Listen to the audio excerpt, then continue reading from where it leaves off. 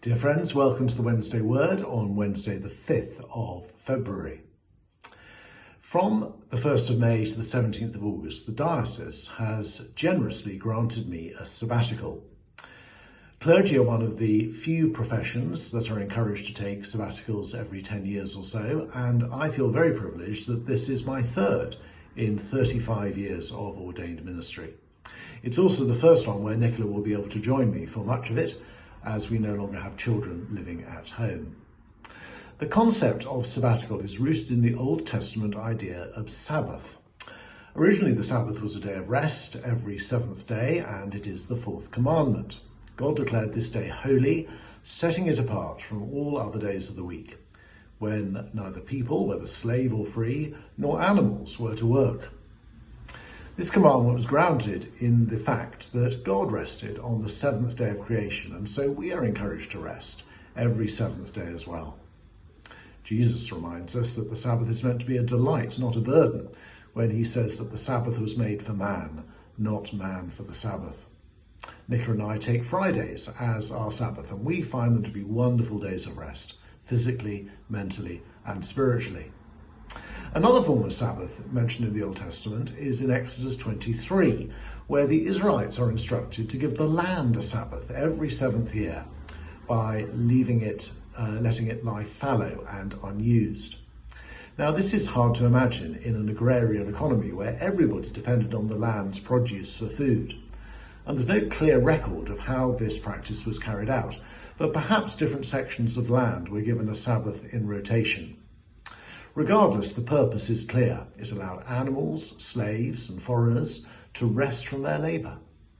Modern farming practices show that leaving land fallow for a year improves its fertility, so there was an agricultural benefit to this as well. Now, the clergy sabbatical draws on these Old Testament ideas of Sabbath. It's meant to have three main elements: retreat, study, and holiday. For my retreat time, I'm going to spend a few days at Lee Abbey in Dorset at the beginning of my sabbatical. Then in July, Nicola and I will spend 2 weeks in a cottage in Sussex, provided by a couple that we know, for prayer, study and reflection. For the study portion, we're going to visit churches of similar size to ours to learn how they're discipling their congregations, how they're reaching out with the gospel.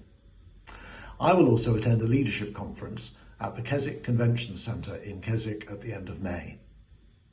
As for the holiday, in June, Nicola and I are taking a 3-week rail trip around European cities that we haven't yet visited, and in August we'll enjoy a family holiday in Pembrokeshire. The goal of this sabbatical is to prepare us for the next chapter of ministry at St Matthew's and the Minster, renewing us physically, spiritually, and in our intimacy with the Lord. The verse that God has given me for this sabbatical is Psalm 37, verse 4. Delight yourself in the Lord, and he will give you the desires of your heart.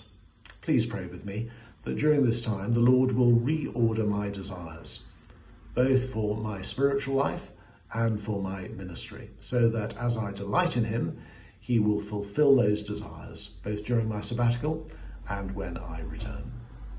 During my absence, the church wardens will be in overall charge of the parish, while day-to-day ministry and leadership of the ministry team will be in Stefan's capable hands. I'm deeply grateful to them, as well as to the rest of the ministry team, for taking on extra responsibilities to make this sabbatical possible. God bless you today.